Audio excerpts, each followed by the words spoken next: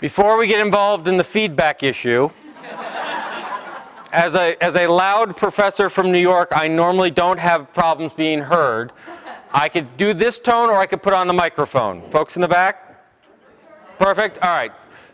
There you go. Unless you like feedback, in which case we could all pretend that we're at my 7th grade dance. All right.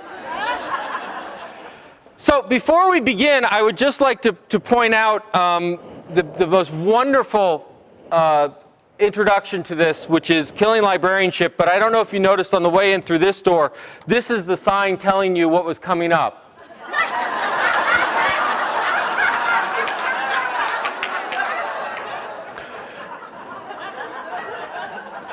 So I know where I will be at 2:15.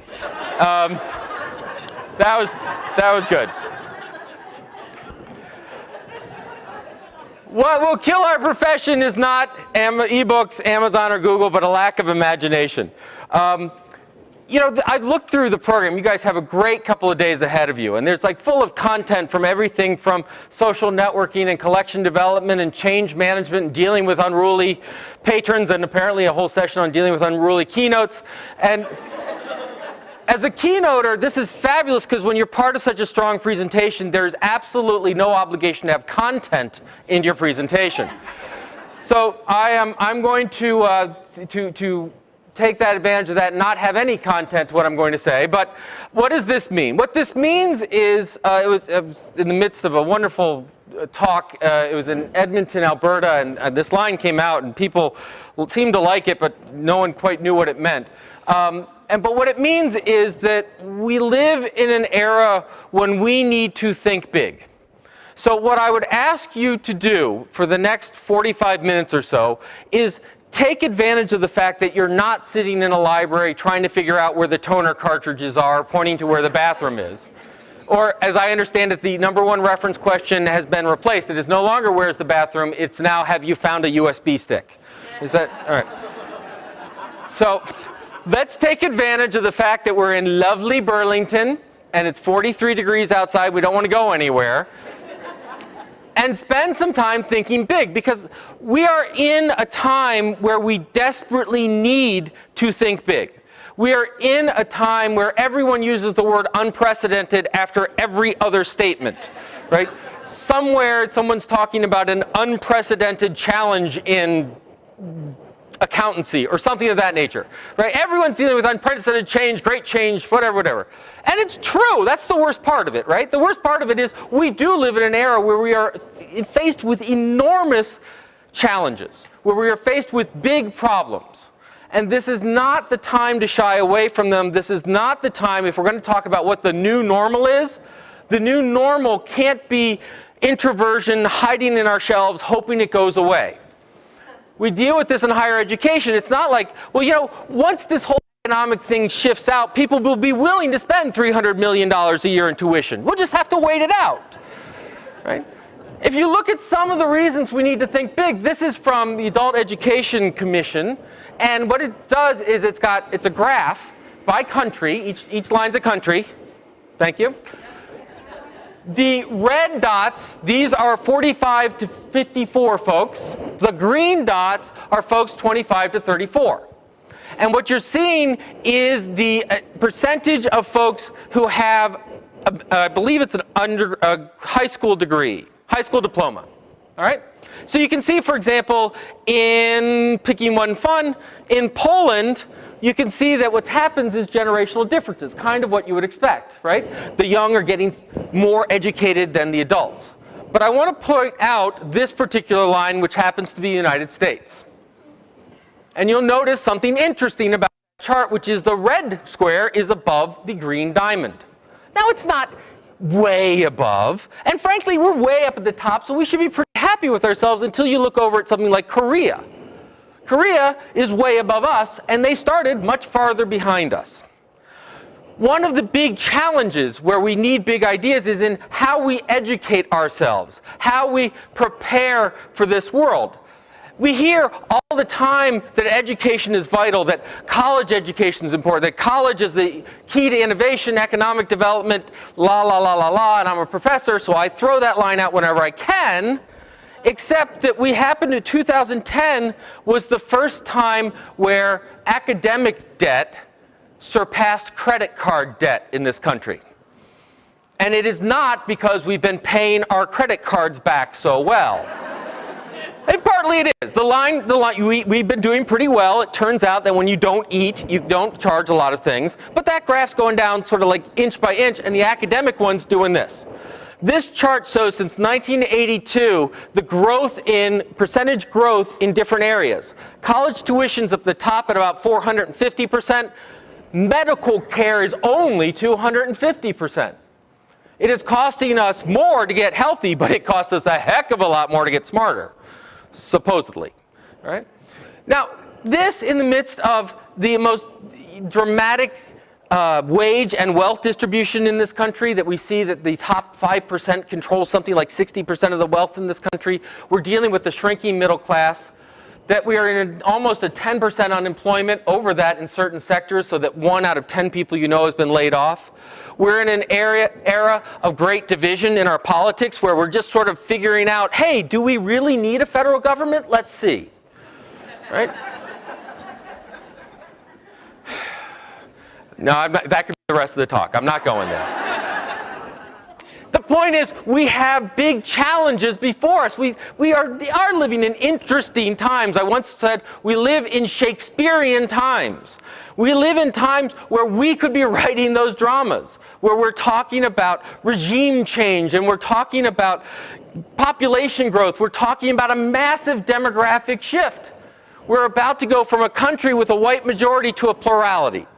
We've got many states in which now the Hispanics represent a larger percentage of population than all other demographics combined, and soon than the Caucasian. Now, I think that's a good thing. I think diversity is interesting, but I think it's a challenging thing. When we deal with language issues, when we deal with collection issues, when we deal with all of these issues, we're living in that time. Now, I got to thinking about all of this because Neil Gabler wrote this wonderful article in the Sunday Review of the New York Times talking about the elusive big idea. And within it, and by the way, I'll put all the slides online. You can copy and paste to your delight. He talked about we're sort of at the death of ideas, that we're at a post-idea economy. And it was sort of interesting to think about that. Now, he sort of overstates some of the issues, but his basic line is, look, we used to think big thoughts. We used to make celebrities out of our sort of thinkers, and now we make celebrities out of people who are celebrities, right? I mean, who forgot their underwear when they went out to a bar. Really, this Einstein, you know, Lindsay Lohan, I don't know. So you can challenge it, but it really did get me thinking. And what it got me thinking about is that if libraries and librarians are in the knowledge business, if we're in the learning business, if we're in the education business, and I argue that we are, we actually have two rather amazing challenges before us. Now, the first one I'm going to pick on is the obvious one, right? So if you haven't seen it, go read this lovely article, Save Our Libraries, Fire the Librarians. It was in the News Leader, Florida's oldest weekly newspaper, right up there with the Old Gray Lady. And Mike Thompson wrote this, and it's just lovely, right? Why do we need a new library? I don't know how old, but why do we need a new library? Get those kids off my yard, whatever it is. And I know it's deathly to bring up large blocks of text, but it's so worth it. Stick with me for a moment. While local taxpayers pick up the biggest tab for America's libraries, most librarians are little more than unionized pawns for the social activist bosses of the American Library Association. Wow, all right. Today, 136 years after its formation, ALA controls 62,000 members, and through its czarist accreditation program of many libraries, largely dictates what books are available for the most impressionable members of the U.S. society, our children.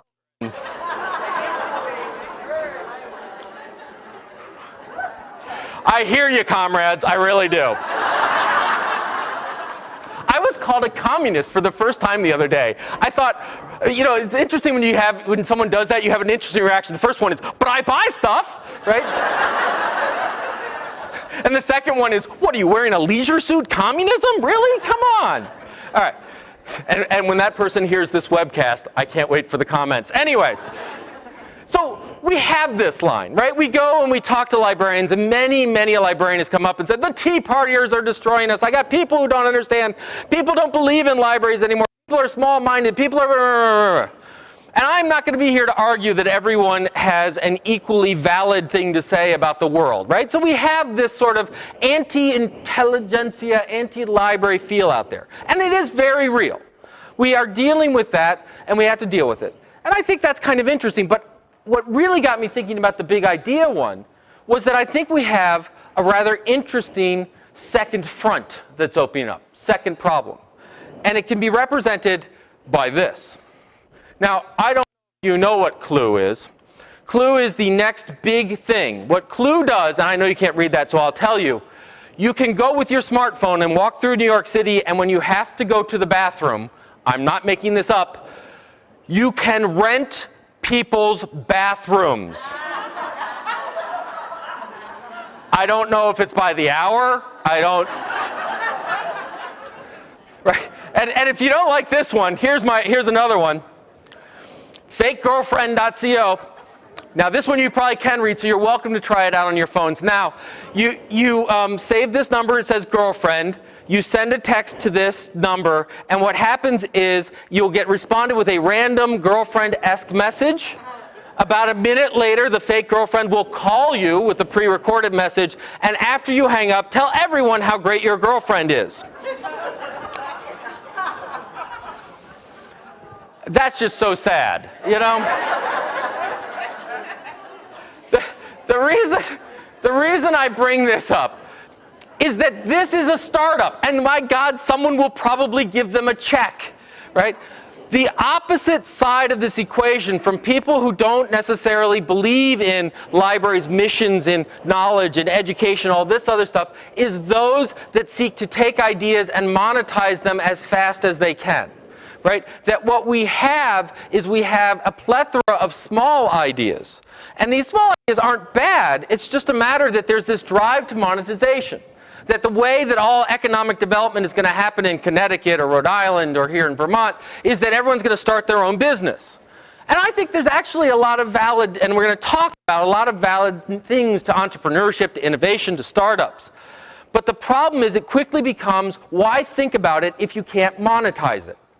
And what you can monetize tends to be a lot smaller than the issues that we're facing. That what we, you know, wow, we can do moped delivery of cat food. Get me to a venture capitalist and let me patent that before anyone does it, right? This doesn't say, hey, we can solve democracy, right? How do you monetize, well, once again, monetizing democracy, we have the federal government, but we'll keep going. What we have are things like this Me Too mentality, that we go in and, well, it's Facebook, but it's not exactly Facebook, right? It was like when Google Plus came out. What's Google Plus? Facebook with circles.